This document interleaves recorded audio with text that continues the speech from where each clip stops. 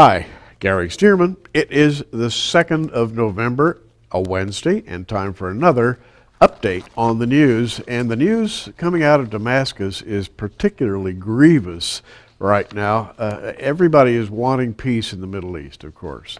But every time we look at a news bulletin from the Middle East, what we see is the threat of war. And as of an interview that was done last Sunday, President Bashar al-Assad of Syria is really upping the ante.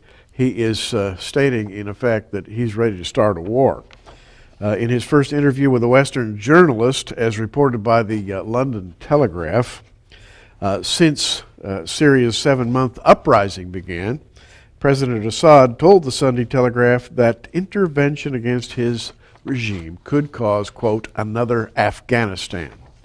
Western countries, quote, are going to ratchet up pressure, definitely, he said, but Syria is different in every respect from Egypt, from Tunisia, from Yemen. He says their history is different, their politics is different. And then he declared, quote, Syria is the hub now in this region. Bashar al-Assad would love to think that Syria is the center of everything, and that everything revolves around Syria, and that conceit is firmly implanted in his mind. He calls it the fault line, and he says if you play with the ground, you will cause an earthquake.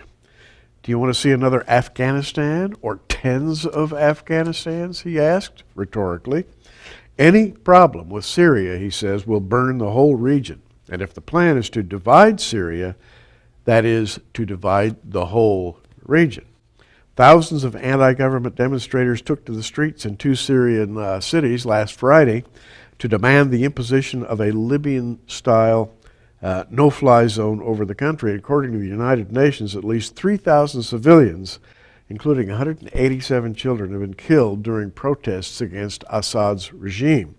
Thousands more have been imprisoned. The government says 1,200 members of the security forces there have also died.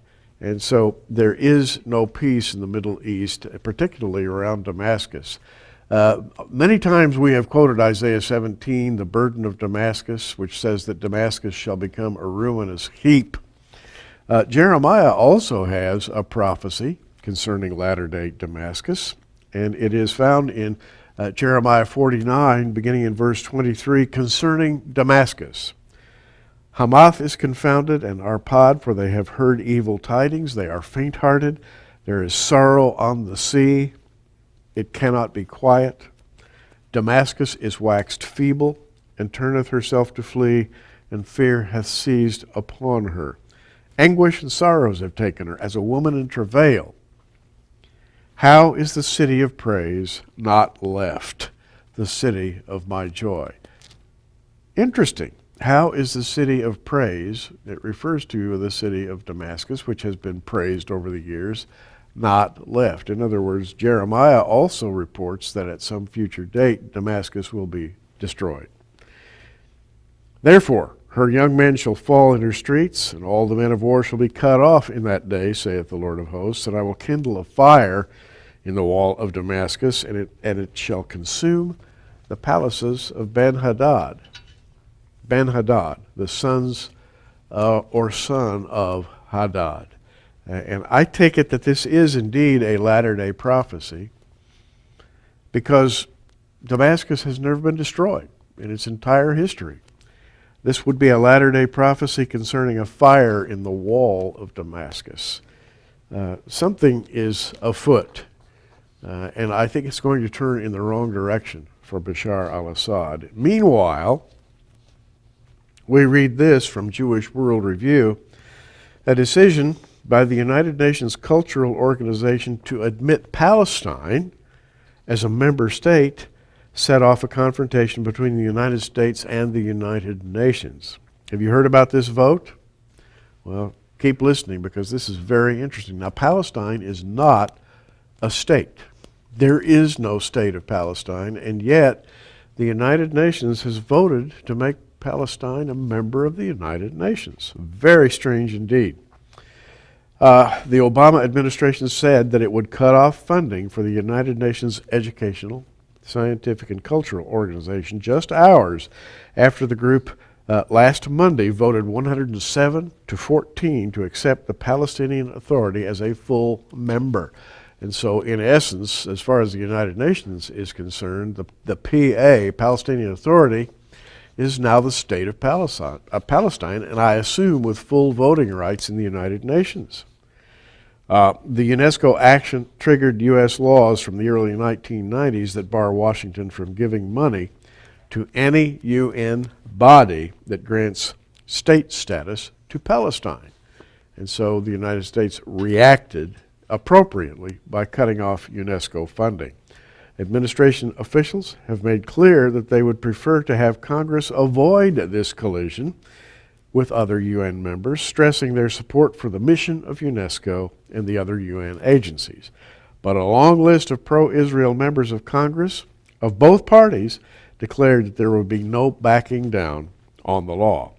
Representative Eric Cantor, Republican of Virginia, the House Majority Leader, said that UNESCO vote was, quote, an affront to the international peace process and an impediment to negotiations between the Israelis and the Palestinians. Well, there you go.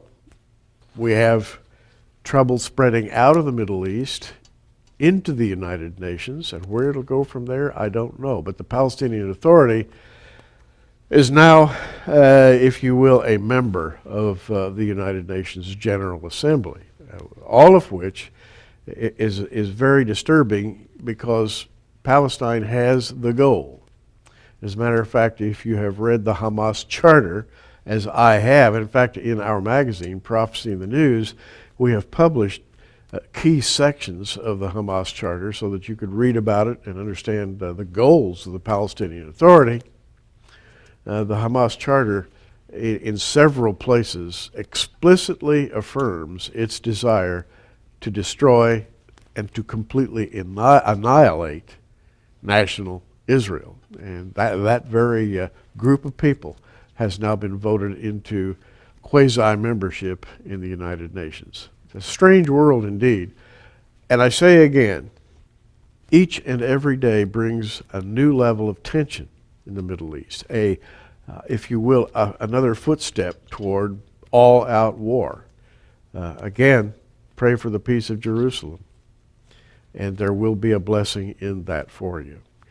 Gary Stearman, you know, we watch the Middle East because it's so often mentioned in latter-day Bible prophecy, and I believe we are seeing the stage set for some truly dramatic events. Pray that peace and not war will reign in the Middle East. And while you're at it, keep looking up.